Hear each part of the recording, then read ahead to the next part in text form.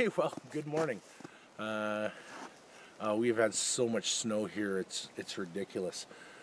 I just went up to look at one of these all-weather tents that we had set up with a bunch of lumber in it, and the roof was caved in on. I got some pictures. I'll mesh some pictures into the beginning of this one.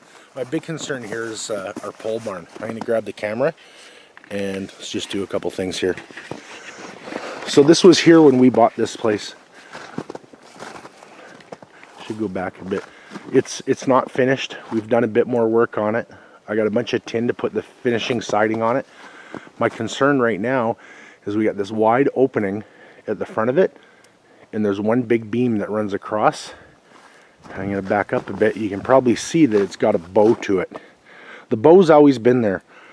We're going to put a 16-foot door on this from this side, 16 foot over, and right where the bottom of that 4x4 is in the center of the frame, we're going to put a beam up and we're going to build a wall over on this side, because there's going to be a second floor put in here. This is going to be a big workshop. Right now it's storage. I'm not too worried about the back side of the barn. I should be careful standing here because if this lets go, I'm screwed. You can see where it's already slipped a little tiny bit. I'm going to break this loose and it should come loose pretty easy. It's slipped out about 2 inches so far, and when this comes down, it's funny. We saw this last year. But at the back, behind the kayak, there's a big round beam there. Or sorry, big round post. There's a big round post right back in that corner. There's a 4x4 there. Big round post right in the middle, which is in the center of the frame. I cut that one off to make an opening. I got a couple bikes stuck back there because I figured it was a good safe place for them. That pink insulation is where our water shed is. We got a 1,200 gallon water tank in there. And that's for when, well, if and when the water lines froze from the water tank that's up the mountain. I got a video on how we're starting to do some repairs up there, but I can't even get up there right now. We got like 5 feet of snow on the road and it's going to take a while. But what we're going to do is we're going to try and break this snow free from the roof here. And we're going to try and bring a whole bunch of this down and then I'll get it out of here. So I'm going to pass the camera back.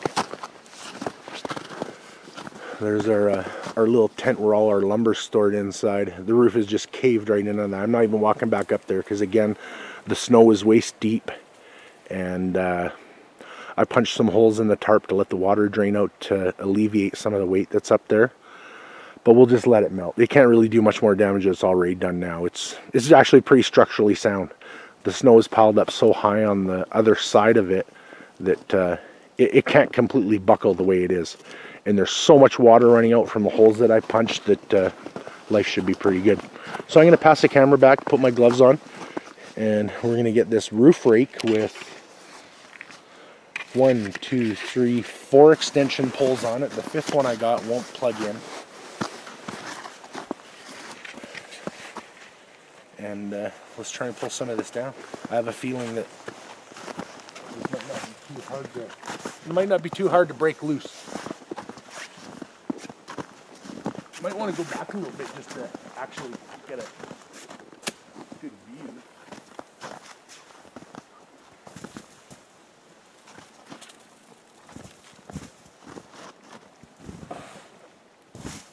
Poof!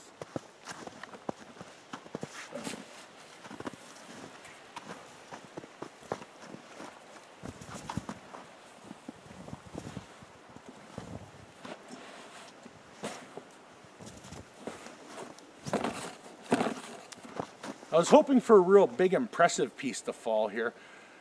Maybe if we get the edge we can induce a slide.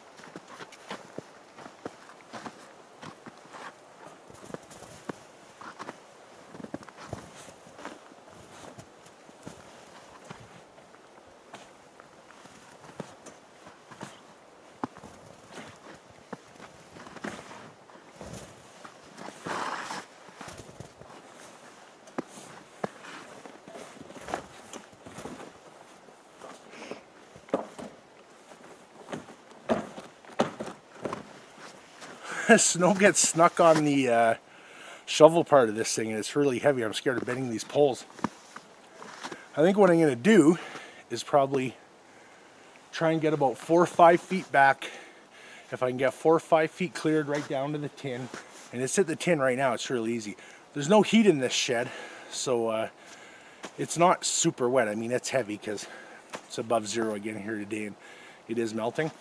But I can get about 4 or 5 cleared back, 4 or 5 feet cleared back, and then I think as it warms up a little bit more, that whole thing will end up getting nice and melted on the bottom, and she'll just let go. So I was hoping for something a little bit more impressive, but this is just plain maintenance, I guess.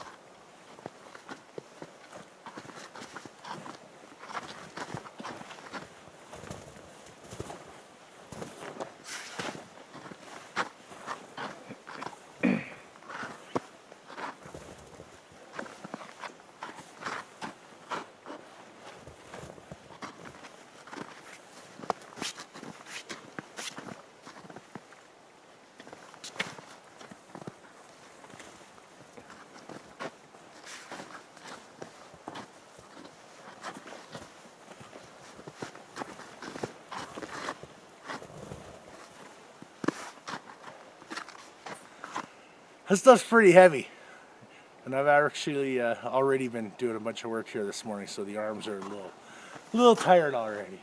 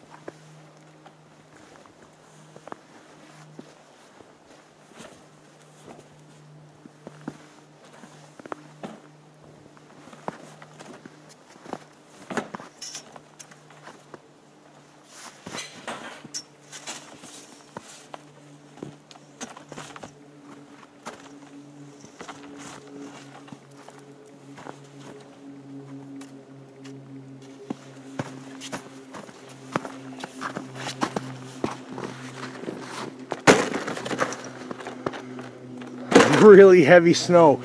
There's only about an inch on that thing, and it was super heavy. So we're just gonna keep on going with this. I was hoping maybe if I started shifting it a little bit, a couple big pieces would slide down, because that happened last year here.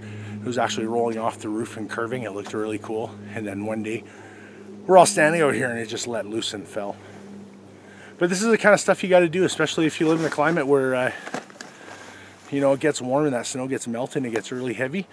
Or the other thing is, if you got bad insulation in your attic and a lot of heat goes up and melts the snow on your roof. Super, super heavy. You know, the last thing you want to do is be laying in bed when it's all nice and quiet in your house and start hearing rafters crack. Because if rafters start cracking, you could be in big trouble. So, I'm going to kill the camera here. I'm going to pull a little bit more down. We're going to run in. I'm going to see if I can get some more extension rods for this thing, because actually we're going to try and do the neighbor's house here too. And her roof is really, really high on one side. So that's it. I'm going to continue working, and yeah, nothing too interesting to see, but basic roof rake. That's how it works.